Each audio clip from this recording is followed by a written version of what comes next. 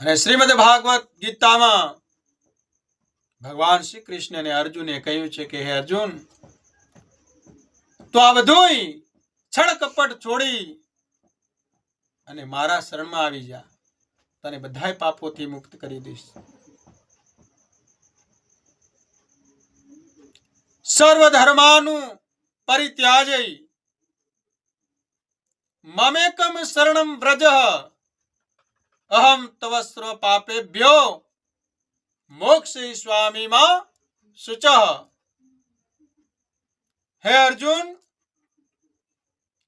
સંઘળાય ધર્મોને એટલે કે સંઘળાય કર્તવ્ય કર્મોને મારામાં તજીને